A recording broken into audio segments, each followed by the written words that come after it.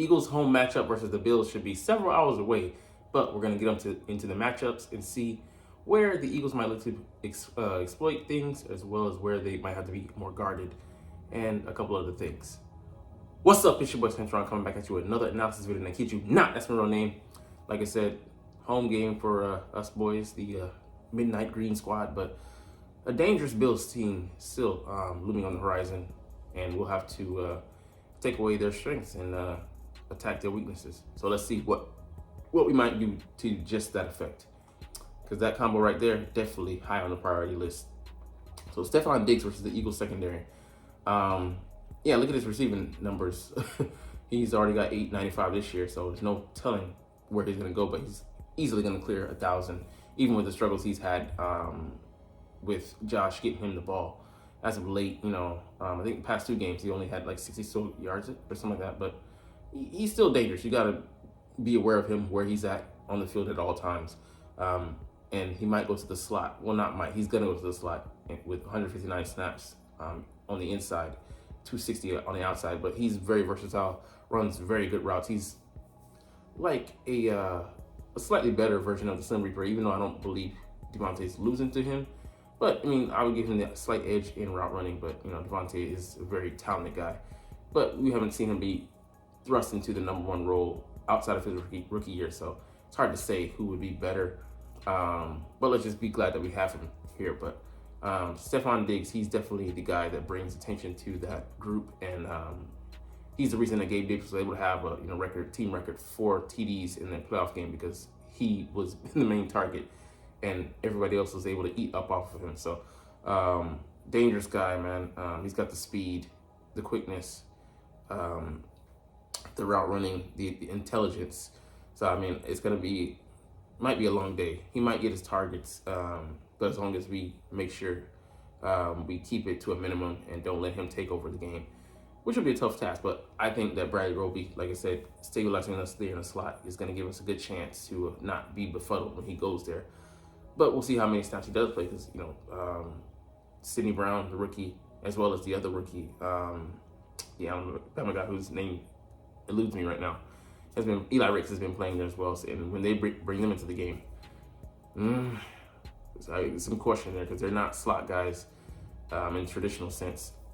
One's a safety, pure safety, and then one's a outside corner. So we are liable to be vulnerable there. So we'll see how that shakes out. But yeah, Mr. Diggs, he's comparable to these receivers, definitely. I mean, he's in the same class I would put as Terry McLaurin, CeeDee Lamb, but he's a shade better than them, even though his stats might not reflect it this year. All right, number 2, where might the Eagles go feasting on the offensive line? Solid guy, Spencer Brown here. Solid set of bookends, Dion Dawkins, but he might be vulnerable to speed guys. We have one over there in Sweat that was going to get at him, make him try to. Connor McGovern, he's a decent player, not anything special. Mitch Morse is solid. Their rookie Osiris is a tank. 6'5", 247. 347. Might be going up against Fletcher Cox, Jalen Carter, and not Milt Williams this match.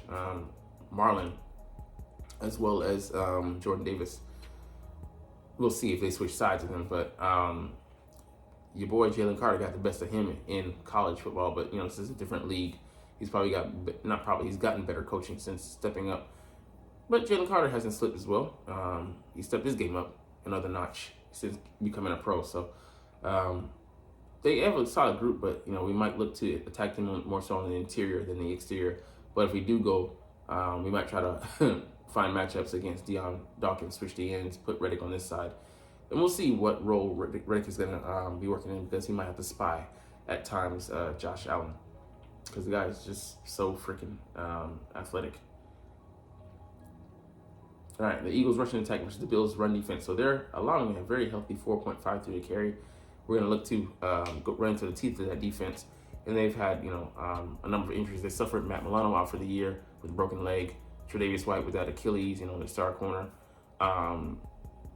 Daquan Jones on that line at D tackle. But they still have Ed Oliver, who's, producing, playing at an all-pro clip this year. Von Miller, he's still there, but he's not really present. He's not himself yet. But they do have guys off of the edge coming in. But we're gonna look to run into the teeth of that defense, and it's something similar to what we were doing last week. Even if the traditional winning game isn't working against the Chiefs, we still find ways to get creative and get the ball into the hands of our explosive playmakers like DeAndre Swift, using jet sweeps and pony personnel. So I'm interested to see how much we're gonna ride that Pony Express. Sorry, very bad, but I had to do it.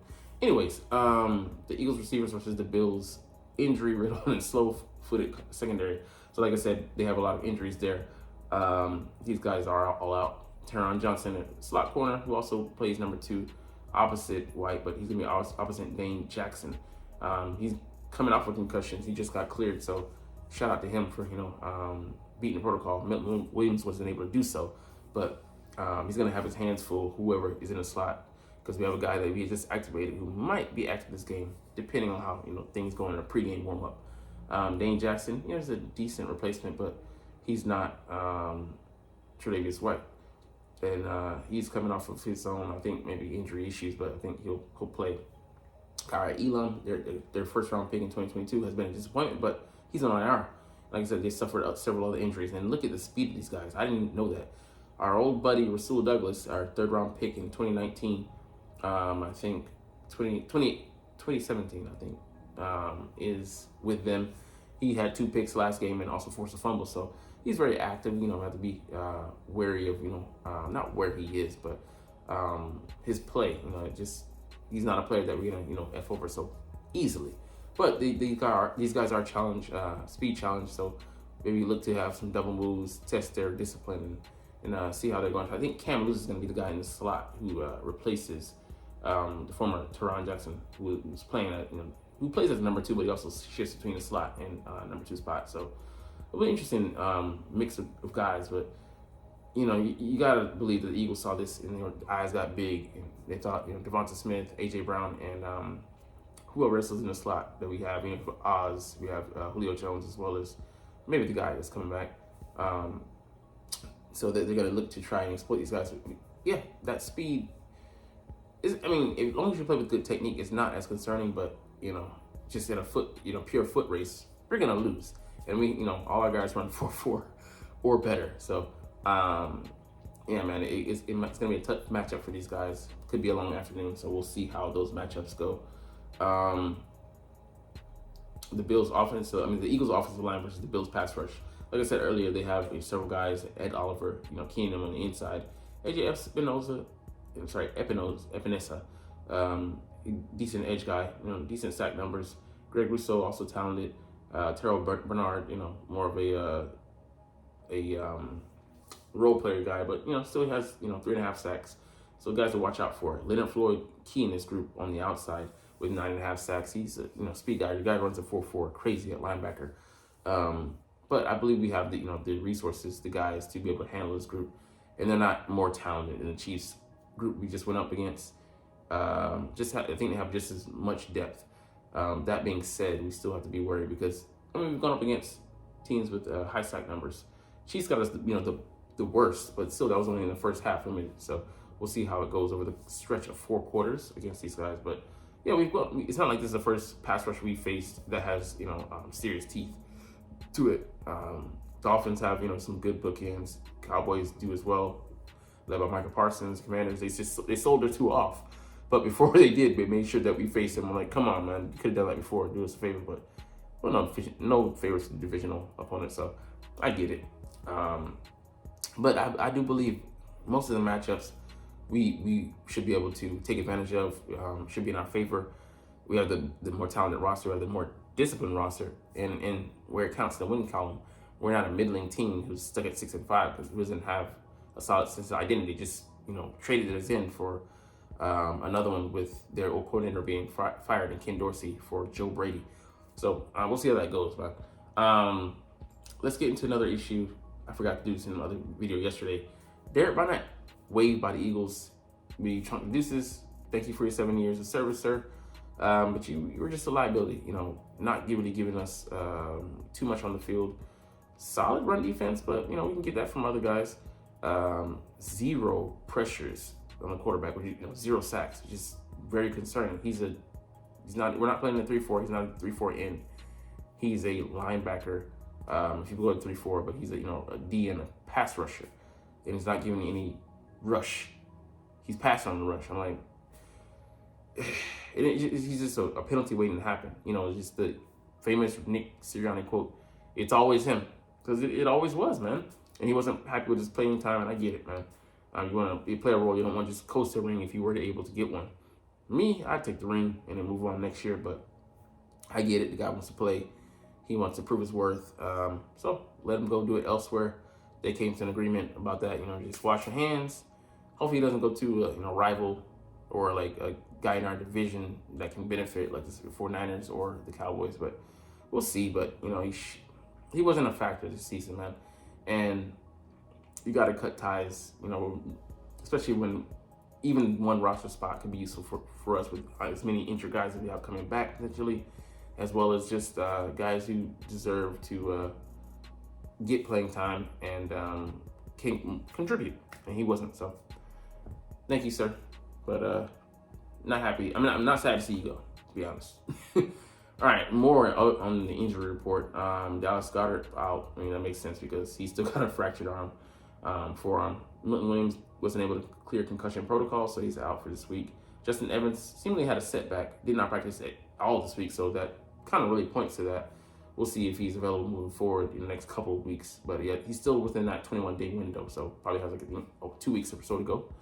Grant Calcaterra out with an ankle.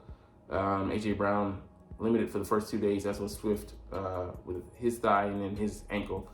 They're both they both had a full practice, so they're good to go. Julio Jones limited only for the first day, then practice in full, so he should be good.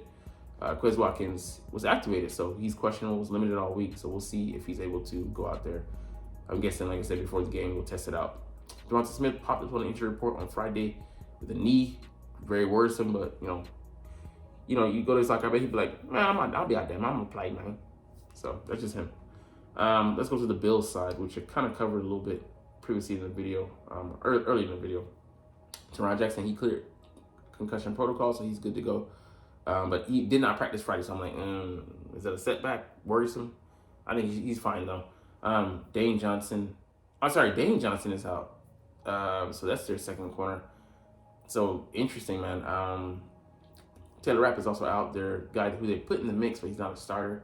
Micah Hyde was full, so positive for them. Cam Lewis, shoulder, but he's full practice, so no problem. Josh Allen, shoulder, but he's out there. He's good to go.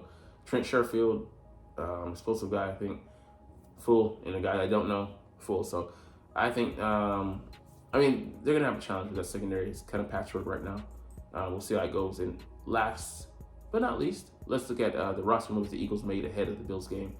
So like I said, that guy, Quez Watkins, was activated, as was, they were put on the elevator from the practice squad, Ben Van Sumeren. But this was his last activation, so we're going to have to either add him to the roster or just leave him on the practice squad.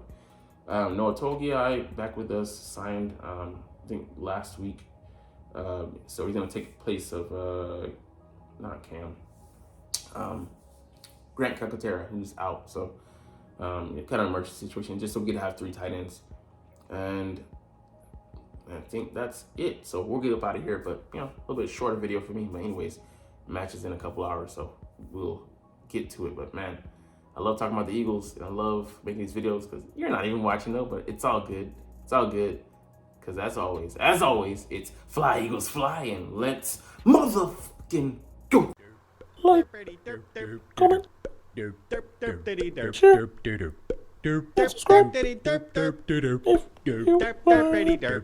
Thanks for watching. Check me out at Centron Anime, Centron Life, or Centron Laughs, or other social media.